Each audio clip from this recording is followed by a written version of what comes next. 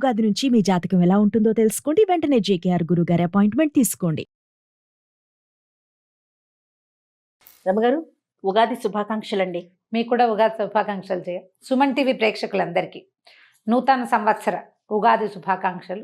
మన ప్రేక్షకులందరి జీవితాల్లో, ప్రపంచంలో ఉన్న వ్యక్తులందరి జీవితాల్లోకి ఎన్నో శుభాలు తీసుకురావాలని మనసారా ఆకాంక్షిద్దాం. తప్పకుండా అండి. మరి ఈ సంవత్సరం అవన్నీ తొలగిపోయి అంత సంతోషంగా ఉండాలి, ముందు ఆరోగ్యంగా ఉండాలని కోరుకుంటున్నాం కదా రమగారు? అవును, ప్రతి సంవత్సరం పండగప్పుడు మనం ఇలాంటివే ఆకాంక్షిస్తాం. అవును, చక్కగా సాంప్రదాయబద్ధమైన వస్త్రధారణ, సాంప్రదాయబద్ధమైన పూజా విధానము, మన ఆచరణలు కూడా మన ఊళ్ళల్లో మన ఇళ్లలో మనం ఏం చేసుకుంటామో అదే పందా ప్రకారం ఈ తొలి రోజు ప్రశాంతంగా జరుపుకుంటే ఒక సంవత్సరం అంతా కూడా ఇదే ప్రశాంతత కంటిన్యూ అవుతుందని కాలమే నేర్పిస్తుంది. ఈ ఉగాది పండగ కూడా కాలానికి సంబంధించిన పండగే. 2 ఏళ్ల కాలగమనంలో మనం దాన్ని గౌరవించడం నేర్చుకున్నాం. కరెక్ట్ అండి. సమయానికి చాలా ప్రేమించటం, ప్రకృతిని ప్రేమించడం, సమయానికి విలువివ్వటం నేర్పింది మనకి బలవంతంగా. ఈ నేర్చుకున్న పాఠాన్ని గాల్లో కలిపేయకుండా ఈ పాఠాన్ని జీవిత పాఠంగానే మనం భావించి చక్కగా ధైర్యంగా సాహసోపేతంగాను అలాగని జాగ్రత్తలతోటి, దాంతోపాటు జాగ్రత్తలతోటి ముందు జీవితం భావి జీవితాలను కూడా మనం ఇలాగే ముందుకు తీసుకెళ్ళాలి. ఎప్పట్లాగానే షడ్రుచులతోటి చక్కగా పండగ చేసుకోవటం. ఈ షడ్రుచులు ప్రతి సంవత్సరము మనం ఇవే మాటలు చెప్తాం, కానీ ఏటా అది కొత్తగానే ఉంటుంది అనిపిస్తుంది కదా. ఎందుకంటే మనం సాధారణంగా ఎవరైనా చేదు ఎవ్వరు కోరుకోరు, అన్నీ స్వీట్ మెమరీస్గానే ఉండాలి. బ్యాడ్ మెమరీ గుర్తు చేసుకుంటే ఏదైనా బిట్టర్ మెమరీస్ అవి నోట్లోకి వచ్చేస్తాయి, ఆ రుచి దాన్ని భరించలేం. బ్యాడ్ మెమరీస్ ఉండాలి, ఉంటాయి. వాటిని అధిగమించే స్వీట్ మెమరీస్ని ప్రతిరోజు మన సొంతం చేసుకుంటూ ఉండాలి. చిన్న చిన్న విషయాల్లో కూడా సంతోషాన్ని వెతకాలి. ప్రతి చిన్నదాన్ని హాయిగా సెలబ్రేషన్ లాగా మనం ముందుకు తీసుకెళ్తే పెద్ద పెద్ద ఇబ్బందులు కూడా ఈజీగా అధిగమించేస్తాం. అందుకనే మనకి ఈ ఉగాది పచ్చడిలో వేప కలుపుతారు. చేదుని అధిగమించడం నేర్చుకో. జీవితం అంటే ఈ రెండిటి కలయిక, చేదు తీపుల కలయిక. ఎన్నో రుచులు ఉంటాయి వీటితో పాటు ఇంకా ఎన్నో రుచులు ఉంటాయి, రకరకాలు. అవును, ఇప్పుడు ఈ రకరకాల కంటే మనకి బాగా డామినేటింగ్గా ఉండేది చేదు. దాన్ని డామినేట్ చేయడానికి మనం ఓ పులుపు, ఓ వగరు, ఒక తీపి, వీటిని కలుపుకుంటాం. జీవితంలో కూడా అంతే. ఏవైనా బ్యాడ్ మెమరీస్, ఇబ్బంది పెట్టే వాటి ఉంటే మిగిలిన తీపి జ్ఞాపకాలు, మిగిలిన విషయాల జ్ఞాపకాలు అన్నిటితో కలిపి దీన్ని మర్చిపోండి.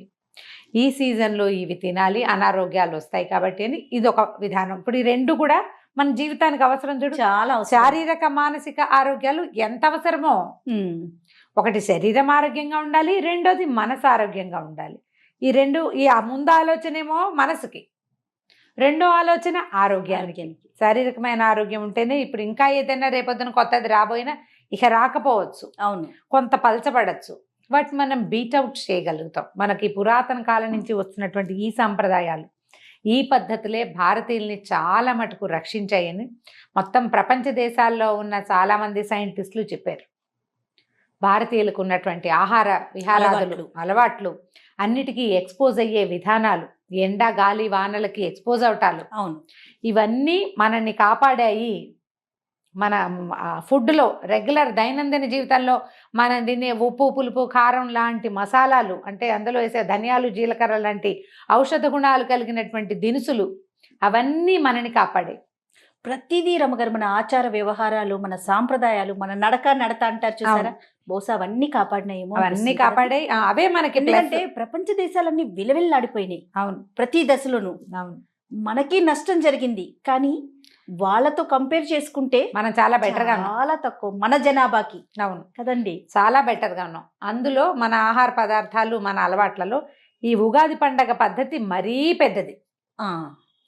ఇప్పుడు మనం చేసేటువంటి ఈ నెలల్లో మనం తీసుకునేటువంటి ఆహారము, ఇప్పుడు మనం సంప్రదాయబద్ధంగా స్వీకరించే ఉగాది ప్రసాదము, ఇవన్నీ కూడా మనకి ప్లస్. కాబట్టి ఈ విషయాన్ని మనసులో పెట్టుకుని ఉగాది పచ్చడి ఇంటింటా చేసుకోవాలి. అలవాటు ఉంది లేదు కాదు, ఆరోగ్యప్రదాయని కాబట్టి. మా ఇంట్లో అలవాటు లేదనకండి, పక్కింట్లో అలవాటు ఉంటే వాళ్ళ ఇంట్లోంచి తెచ్చుకోండి ఒక కప్పు, మొహమాట పడకుండా. అవునవును, వాళ్ళ పక్క వాళ్ళకి అలవాటు అయితే మనమే ఇచ్చేద్దాం ఓ కప్పు, అంతే. అట్లా ఆలోచించాలి. వేప పూతని తప్పకుండా తీసుకోండి. వాకిళ్లలో వేపాకుల్ని కట్టండి. ఈ కాలంలో ఇప్పుడు వసంతకాలం కదా, వసంతకాలం అనగానే చెట్లు చిగురిస్తాయి. మామిడి పూత, వేప పూత ఆల్రెడీ వచ్చేస్తాయి పుష్కలంగా. అవును. ఆ వేప గాలిని ఆస్వాదించటం, వేప గాలిని ఆఘ్రాణించడం అది చాలా మంచిది. ఇప్పుడు మామూలుగానే మనకు కొంచెం ఎండాకాలం వచ్చేసరికి వేపపూత కాలంలోనే మనకి ఆట్లమలని, తర్వాత పొంగని అలాంటి జబ్బులు, ట్రాపికల్ ఫీవర్స్ అంటారు. అదే ఆ జ్వరాలు, అమ్మతల్లులు, వాటన్నిటికీ కూడా ఈ వేప ఈ పదార్థాలే మందు. అసలు వేపకైతే ఆయుర్వేదంలో సుశ్రుతుని గ్రంథాలలో క్షయరోగాన్ని కూడా పోగొట్టే లక్షణం ఉందట. ఎన్నో వ్యాధుల్ని పోగొడుతుంది. బెల్లము, వేప ఈ రెండు కలిపి తీసుకుంటే పొట్టలో పారసైట్స్ ఉంటాయి, అవి పోతాయి. వేప ప్రతి సంవత్సరము తప్పకుండా తినాలి.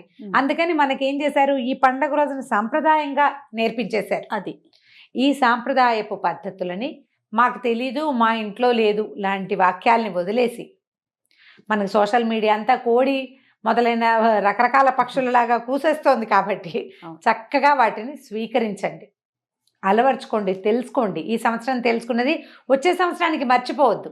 దాన్ని వైద్యంగాను మన పాత విధానంగాను భావించద్దు, ఆరోగ్య విధానంగా భావించి తప్పకుండా వేప పూతతోటి పచ్చడి చేసుకుని అందరూ భక్తి శ్రద్ధలతోటి స్వీకరించండి. ఈ పూత, ఈ పదార్థమే మనకి భవిష్యత్తు అనారోగ్యాల నుంచి రక్షిస్తుందని భగవంతుని ప్రసాదంగా స్వీకరించండి. దాన్ని వదిలేయద్దు, మానేయద్దు. పిల్లలకి కూడా అలవాటు చేయండి. మంచి పద్ధతులు, మన పాతకాల పద్ధతులు. ఈ ఉగాది రోజునే మనకి ఎన్నెన్నో కథలు చెప్తారు. రాముల వారి దినానికి 10 రోజుల ముందు. తర్వాత ఈ విక్రమార్కుడు ఈ రోజునే ఆయన సామ్రాజ్య స్థాపన చేశాడని, శాలివాహనుడు సామ్రాజ్య స్థాపన చేశాడు. శాలివాహన శకం ఈ ఉగాది రోజునే మొదలైందంటారు. ధర్మరాజు సింహాసనాధీష్ఠుడయ్యాడు ఈ రోజునే అంటారు. ఎన్నో కథలు చెప్తారు. ప్రధానమైంది మనకి రాబోయే ఎండాకాలానికి నాంది. ఇప్పటిదాకా ఒక సుమారుగా ఉంది. అవునవును. మాఘ పాల్గొన మాసాల్లో ఒక మాదిరిగా ఉన్న ఎండ చైత్రం వచ్చేసరికల్లా రైమని బాగా ఎండెక్కిపోతుంది. ఎండని బీట్ చేయడానికి మనం ఏం చేస్తాము, బెల్లం పానకము, చెరుకు రసాలు తీసుకోవాలి. తర్వాత మజ్జిగ లాంటివి ఎక్కువ తీసుకోవాలి. వాటికి ప్రారంభం ఈ పండగ రోజు నుంచే చేస్తాం మనం. బెల్లము కలుపుతాం, చెరుకు ముక్కలు కూడా కలుపుతారు కొన్ని ప్రాంతాల్లో కదా. ఉప్పు, పులుపు, తీపి, చేదు, కారము, వగరు, ఈ 6 రుచుల సమ్మేళనంగా చేసేటువంటి ఉగాది పచ్చడిని మన ఇంట్లో ఇంకా కొన్ని పద్ధతులు ఉంటాయి. మనం దానిమ్మ గింజలు వేస్తారు, అరటిపళ్ళు వేస్తారు, పుట్నాల పప్పు వేస్తారు, కొన్ని ఊళ్ళలో పళ్ళ ముక్కలు కూడా కలుపుతారు. మెయిన్ ఇంగ్రీడియంట్స్ మానేయకూడదు. ఉప్పు మొదటిది, కారానికేమో పచ్చిమిర్చి కానీ మిరియాలు కానీ, తీపికి బెల్లమే, పులుపుకి చింతపండే అందరూ వేసేది, వగరికి లేత మామిడికాయ, చేదుకి వేప. ఈ 6 తప్పవు కదా.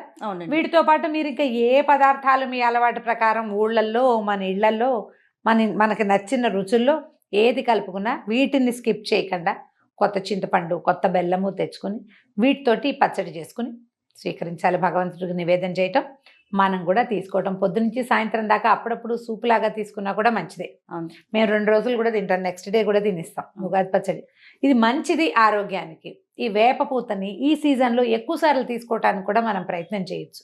అన్నంలో వేసుకుని తినచ్చు, రుచిగా ఉంటుంది, ఏమి ఇబ్బంది ఉండదు. ఆ పూత దాచిపెట్టుకుంటే మనం ఎండలో పెట్టేసి ఎండిపోయిన తర్వాత డబ్బాలో పోసి పెట్టుకోండి. వడ్డం చేసే ముందు చిన్న మూకుడులు ఉంటాయి కదా, మూకుడులో కొద్దిగా నెయ్యి వేసి కొంచెం జీలకర్ర వేసి వేగనివ్వండి. ఈ వేప పూతని ఇంత వేసేసి వేయించేసేయండి, వేగిపోతుంది. ఒక చిటికెడు ఉప్పేసి అంత అన్నం కలిపి మన ప్లేట్లో తలా ఒక ముద్ద పెట్టేయండి. ఒక ముద్ద మింగించాలి, సరిగా చెప్పాలంటే. అలవాటు అయిందే ఆ చేదు హాయిగా తినేస్తారు. అవును.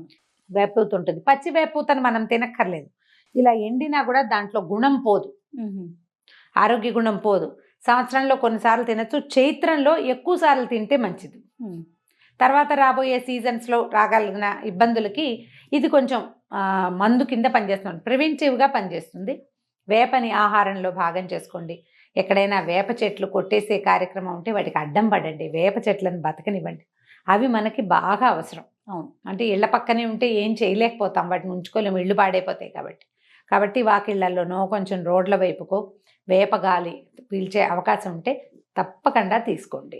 దాంతోపాటుగా ఏటా చేస్తున్నట్టుగానే ఇది మన సాధారణంగా ఈ పండక్కి కొంచెం పంచపల్లవాలంటే మా రావి, మా మేడి, మామిడి, జువ్వి ఈ ఆకులను తెచ్చి నీళ్ళల్లో వేసుకుని ఔషధ జలాలు అంటాం. అన్ని మంచి మంచి ఆకులు నీళ్ళల్లో వేసుకోవడం, వేడి నీళ్ళల్లో వేస్తే కొంత రసం పీల్చుకుంటాయి కదా, ఆ నీటితోటి అభ్యంగన స్నానం, తలస్నానం చేయటం, కొత్త బట్టలు ధరించటం, ప్రకృతి అంతా శోభాయమానంగా మారుతుంది. మనం కూడా ఉగాది సంక్రాంతి పండుగ కొత్త బట్టలు కొనుక్కుంటాం. అవును. ఉగాది పండుగ కూడా కొత్త బట్టలు ధరించవలసిన రోజు. తిదివార నక్షత్రాలు చూసుకోక్కర్లేదు, మనకు సూట్ అవుతుందా లేదా లేదు. పండుగ ఈ రోజున ధరించవచ్చు. చక్కగా కొత్త బట్టలు, కొత్త వస్తువులు ఏమైనా కొనుక్కుంటే వాటిని ఓపెన్ చేసుకోవచ్చు. కొత్త బంగారం కొనుక్కుంటే ధరించవచ్చు.